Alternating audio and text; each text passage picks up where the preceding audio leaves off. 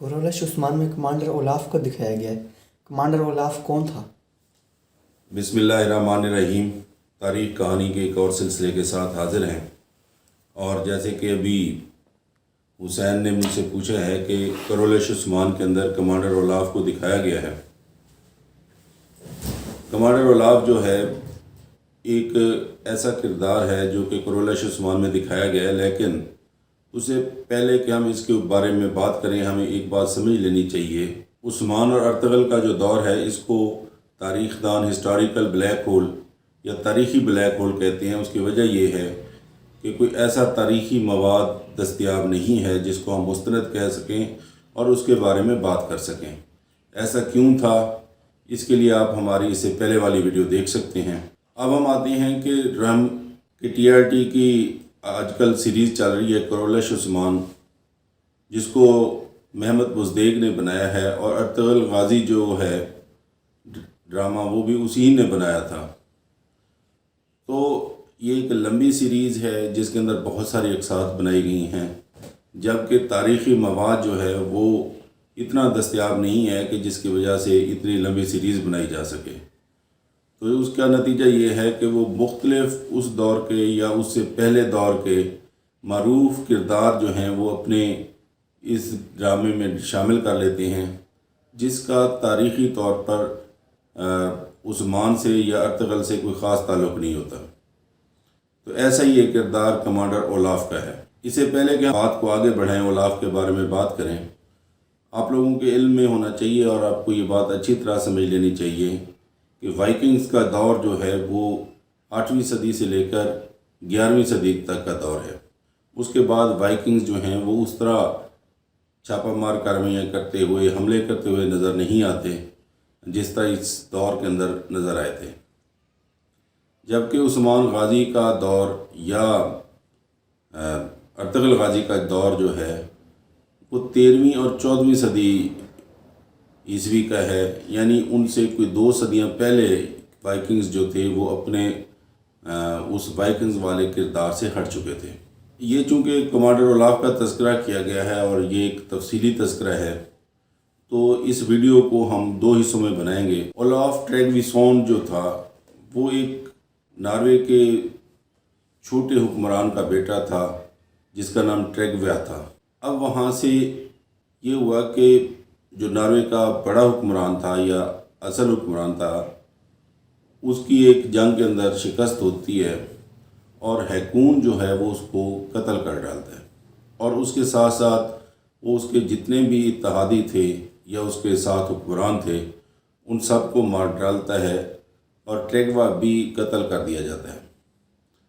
अब उसकी माँ जो है, ओलाफ की माँ, वो उसको लेके स्कॉटलैंड के करीब एक जजीरे पे आ जाती है ताकि वो उसको उसके बाप के कातलों से और दुश्मनों से बचा सके, क्योंकि वाइकिंग्स रिवायात के मुताबिक औलाद जो थी उसके ऊपर फ़र्ज़ होता था कि वो अपने माँ बाप का बदला ले। तो ओलाफ के बाप के जो कातिल थे वो ये चाहते थे कि ओलाफ को भी ख़त्म किया जाए ताकि मुस्तक़बिल में उनके लिए कोई ख़तरा मौजूद ना हो।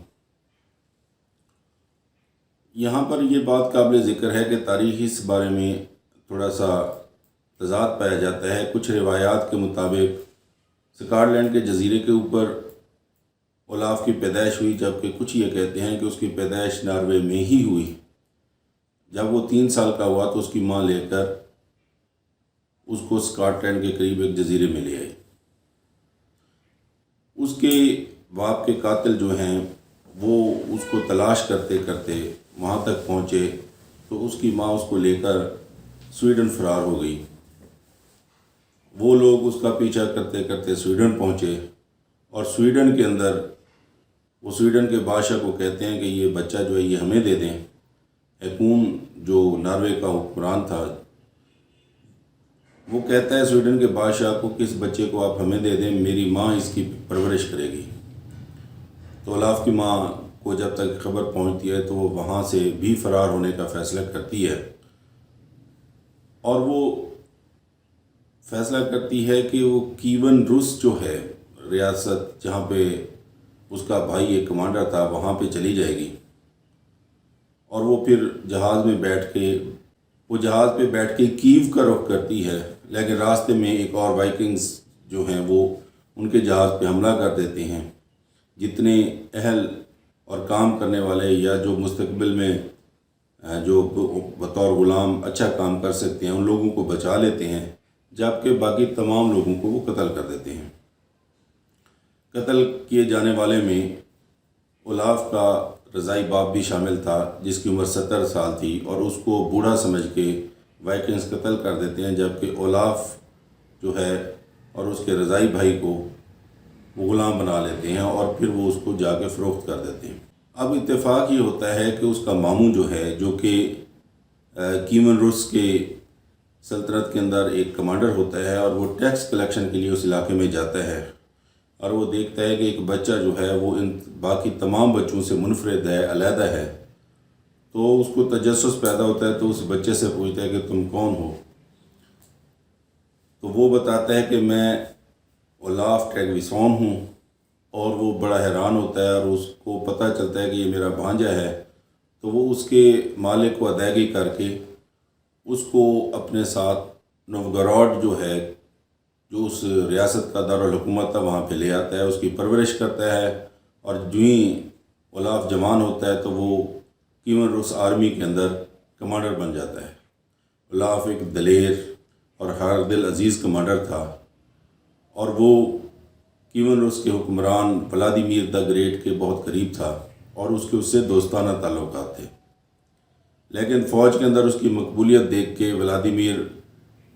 کو یہ خدشہ پیدا ہو جاتا ہے کہ کہیں یہ اپنا سر و رسوخ بڑھا کر میرے خلاف بغاوت ہی نہ کر لے، تو اس کو اب فاصلے پہ رکھنا شروع کر دیتا ہے اور اس سے اپنے دوستانہ تعلقات ختم کر دیتا ہے۔ اولاف بھی اس بات کو سمجھ جاتا ہے، اور وہ اس میں بہتری سمجھتا ہے کہ وہ کیمن روس کو چھوڑ کے وہ کسی اور جگہ چلا جائے، تو وہ اپنے بندے اکٹھے کرتا ہے، اور وائکنگز کی طرح اپنے جہاز لے کر وہ دیگر وائکنگز کی طرح چھاپہ مار کاروائیاں شروع کر دیتا ہے، اور مختلف بندرگاہوں کو لوٹنا شروع کر دیتا ہے۔ اسی طرح ایک طوفان آتا ہے، اور اولاف جو ہے اس کا جہاز ونڈ لینڈ کے اندر لنگر انداز ہوتا ہے، جہاں کی حکمران جو تھی وہ گیڈا تھی، جو کہ اس کو خوش آمدید کہتی ہے، اور اس کو آفر کرتی ہے کہ وہ سردیوں کا موسم وہاں پہ گزار سکتا ہے۔ ان دونوں کے درمیان محبت کا تعلق قائم ہو جاتا ہے، اور اولاف جو ہے اس سے شادی کر لیتا ہے۔ گیڈا ایک کمزور حکمران تھی، اور اس کے جو سردار تھے وہ اس کو ٹیکس نہیں دیتے تھے۔ جب اس نے یہ بات اولاف کو بتائی تو اولاف ان تمام سرداروں کے خلاف اپنے آدمی لے کے پہنچتا ہے، اور ان کو مجبور کرتا ہے کہ وہ اس کو ٹیکس دینا شروع کر دیں، اور 2-3 سال کے اندر ہی گیڈا جو ہے وہ مر جاتی ہے، جس کا اولاف کو بہت زیادہ دکھ ہوتا ہے، اور وہ پھر اپنے جہاز لے کر اپنی چھاپہ مار کارروائیوں کو شروع کر دیتا ہے۔ اولاف جو ہے وہ